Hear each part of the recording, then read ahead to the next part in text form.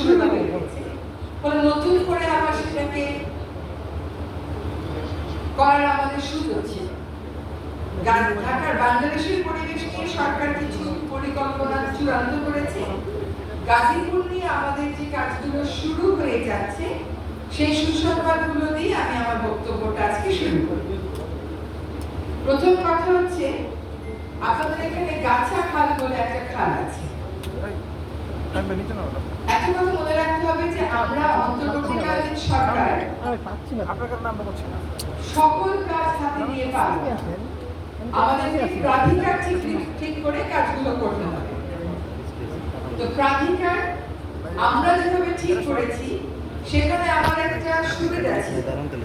আমি তো যথেষ্ট সাইডে আছি। আমি তো গাজীপুরে বহুবার এসেছি, সমস্যাগুলো জানি, মন্ত্রীদেরকে নিয়ে এসেছি, এমপিদেরকে নিয়ে এসেছি, জেলা প্রশাসকদেরকে নিয়ে এসেছি। ওই প্রক্রিয়ার সমস্যাগুলো কিন্তু আমি জানি। আপনাদের কয়েকজনের সাথে কথা বলে পরবর্তীতে আমি প্রাধিকারগুলো এইভাবে ঠিক করেছি। একটা হচ্ছে, আমরা গাছা বিলটাকে পুনর্খনন করব। এই প্রকল্পটা আমাদের অনুমোদন হয়ে গেছে।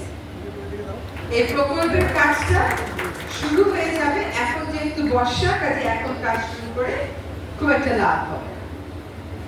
এই প্রকল্পটাকে সফল করতে হলে প্রবাহ ফিরিয়ে আনতে হবে না, একই সাথে খালটাকে দুর্গন্ধ মুক্ত করতে হবে।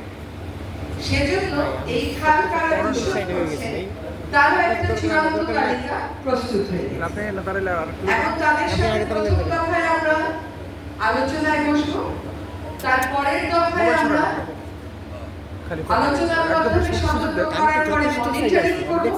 এরপরেও যদি তারা কাজ না শুনে, কথা না শুনে এবং তারা মনে করে যে খালটা তাদের প্রতিষ্ঠানের বর্জ্য ফেলার জায়গা, সেক্ষেত্রে আমাদেরকে চরম কঠিন পদক্ষেপই গ্রহণ করতে হবে।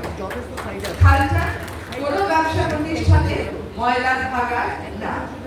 আমি পরিবেশ অধিদপ্তরকে এখনই নির্দেশনা দিচ্ছি যে গাছা খাল যারা দূষণ করে, আপনি আপনার পর্যায় থেকে তাদেরকে লিখিত এবং মৌখিক সতর্কতা দিতে থাকে।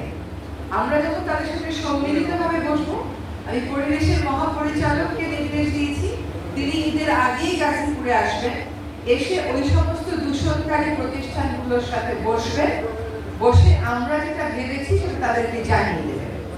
সেক্ষেত্রে আমার কাছে কর্মসংস্থানের অজুহাত নিয়ে আসা যাবে না, কারণ বহু সময় আপনারা পেয়েছেন, সেই সময়গুলো আপনারা কাজে লাগাবেন। তবে আপনারা যদি বলেন যে সরকারের কাছে কিছু সহায়তা আপনাদের প্রয়োজন, সেটা কতটুকু কি করা যায় আমি দেখব, কিন্তু গাছা খালকে আপনার ড্রেন মনে করে আপনি এখানে বর্জ্য ফেলবেন না।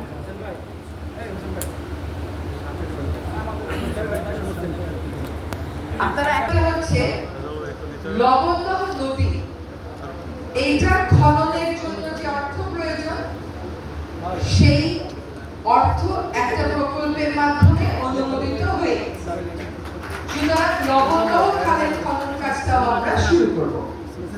সেটাও বর্ষার পরে শুরু করাটাই উচিত হবে।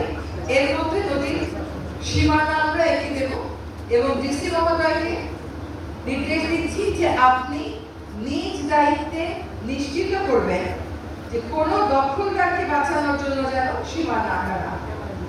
এবং আমরা প্রকল্প পাশ করার পরেও খবর পাচ্ছি যে এখানে সেখানে দখল হচ্ছে অল্প অল্প করে।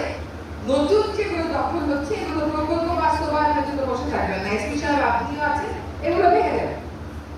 এগুলো যদি একবার স্থাপনা হয়ে যায়, ভাঙতে কিন্তু সরকারের অনেক বেশি অর্থ ব্যয়। সুতরাং নিয়মিত মনিটরিং এ রাখবেন এবং সীমানার যে চিহ্নটা সেটা কেটে দেবেন। সেটা আপনার প্রকল্প শুরু হওয়ার বর্ষার জন্য অপেক্ষা করার কোনো কারণ নেই। এবার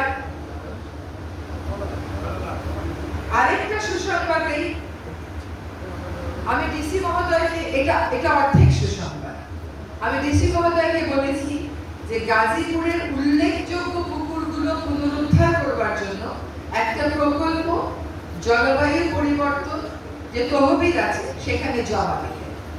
তিনি 18টি পুকুরের একটি তালিকা করেছেন। আমি ওনাকে অনুরোধ করব এটার জন্য যেন জনমত প্রতিফলিত হয়, দেখবেন, যেটায় দখল আছে ওটা বাদ দিয়ে, দখল নাই ওটা দোলনায় কাটবে, ওটা অন্য সময়ও করা যাবে। কিন্তু আমরা থাকতে থাকতে যেটা দখল আছে ওইটাকেই আমরা চিহ্নিত করি, যেটা বেশি মানুষের উপকারে আসবে আমরা ওটাকেই চিহ্নিত করি। এবং পুকুর সংস্কার মানে পুকুরের পাশে অনেক রকম খেলনা লাগানো, দোলনা লাগানো এগুলো না। পুকুরের পাশে প্রাকৃতিক ভাবে ওটার সীমানা চিহ্নিত করে একটা রক্ষণাবেক্ষণের ব্যবস্থা করা। এটাকে অর্থিক সুসংবাদ কেন বললাম বলেন তো? কারণ হচ্ছে এটার প্রকল্পটা প্রণীত হলেও এখনো অনুমোদিত হয়নি। আমি আপ্রাণ চেষ্টা করবো এটা যেন অনুমোদন হয়ে যায়। এবার একটু যাই বনে। গাজীপুরের বনের অবস্থা কিন্তু খুবই কমপ্লেক্স, খুবই জটিল।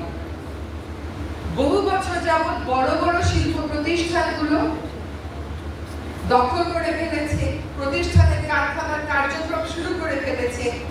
এগুলো যে সবটাই বন বিভাগের অজ্ঞাতসারে রয়েছে তা না, জানিয়েই হয়েছে, সমঝোতাতেই হয়তো হয়েছে, এবং এগুলো নিয়ে প্রচুর আইনি প্রক্রিয়া শুরু হয়ে গেছে।